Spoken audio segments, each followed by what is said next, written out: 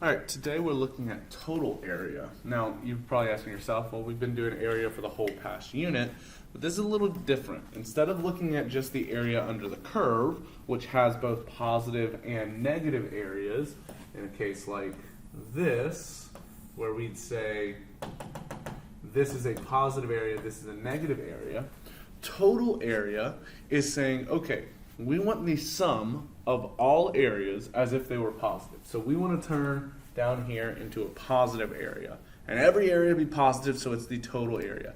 We're going to talk about this more tomorrow, or in the next video, I guess, for y'all. But this is like the idea of the total distance traveled compared to the displacement. Okay, the area we were doing is like the displacement. You have positive areas, you have negative areas, and you end up with some difference from your origin. What we're looking at today is how much total was traveled, how much total area was covered. All right, now that means something. We can't just go to our integral and make it positive because our integral sums up all individual areas leading up to it. Instead, we want to find a way to make every part of the function positive. Well, to do that, the only way we know to do that is absolute value. Think about absolute value of x. Absolute value of x turns the function x equals y, it's over here, x equals y, which is a line that goes through the origin, and it takes this negative part down here and makes it positive, reflects it over the x-axis. Well, that actually works for any function. For example, absolute value of x cubed would take the x cubed function, which normally looks like this, and instead reflect it over the x-axis to look like this. And I really am trying to get this to look like something like that. Really, I can't draw right now. Now, a lot of times this includes a sharp turn. So, I don't know, I'm trying to think of a good one. Let's say x squared minus 4. All right, this normally looks like this right here, with 2 and negative 2 being intersects. Absolute value of x squared minus 4 ends up looking like this. At negative 2 and 2, we end up with a sharp turn that reflects it over the x-axis. It should be negative 2 and 2. Okay, so that's what we're looking to use. We're looking to use absolute value. All right, so for example, for this one right here, we want to find the area between the x-axis and our function. We want to do the integral from 0 to 3, absolute value 2x minus x squared dx. We want to turn all of the negatives to positives. The issue is we don't know how to do the integral of an absolute value. And so that's our issue. Now, there's two ways to do this. We have the calculator and by hand. So let's do calculator on this side. Okay? For the calculator, we are just going to put it in exactly as we saw it. Integral from 0 to 3, absolute value 2x minus x squared dx. That is literally what we would put in the calculator. Okay? So here's our calculator. We do math 9 from 0 to 3.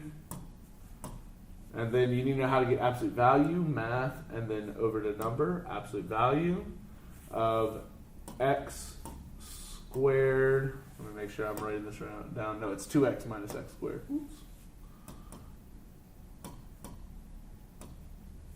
2x minus x squared dx. And your calculator will take a bit, but there it goes. It gets 2.6666666, so right around 2.667. All right, so there's our with the calculator. Easy peasy.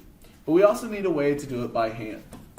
To do this, we're going to go back to the idea of what the graph did.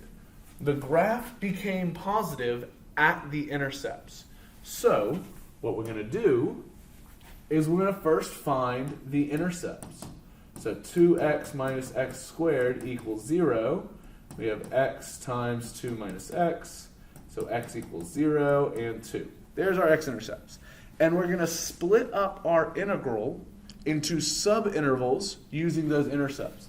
So we have the integral from 0 to 2. Oops. There we go.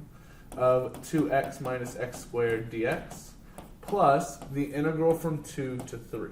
And we do this for whatever intercepts we have. All right, so if we had 0, 1, 2, we keep breaking it up into as many subintervals. And essentially, we're going to take the absolute value of the whole thing. So we'll do the integral individually and then take the absolute value of our answer. So for this one, we end up with x squared minus x cubed over 3 from 0 to 2 plus x squared minus x cubed over 3 from 2 to 3. We plug in the upper and lower bound. So here we get 4 minus 8 over 3 minus 0, which is just 12 over 3 minus 8 over 3, 4 over 3. Plus, over here we have 9 minus 9 minus, and then 4 minus 8 over 3. 9 minus 9 is 0, so we get a negative 4 minus 8 over 3, or a negative 4 over 3. But we said we're taking the absolute value of any answer we get. So we're taking the absolute value of this, and so this is a negative 4 over 3 that becomes a positive 4 over 3, and we end up with 8 over 3 here in the end. Because we're doing 4 over 3 plus 4 over 3. All right, so depending on if it's on the calculator section or the no calculator sections, these are the two different ways we can handle it. All right, so this is the other one we're looking at. This one is saying if this integral is from negative 2 to 2 of this function is equal to 8, then what is k?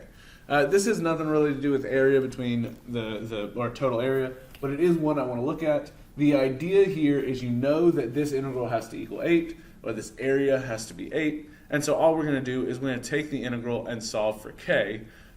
Seems simple enough, but the big thing you have to remember is that k is a constant here. So our integral is going to be x squared minus kx from negative 2 to 2, and we want that to equal 8. We'll plug in the upper and lower bounds, so 4 minus 2k minus, and then 4 plus 2k equals 8.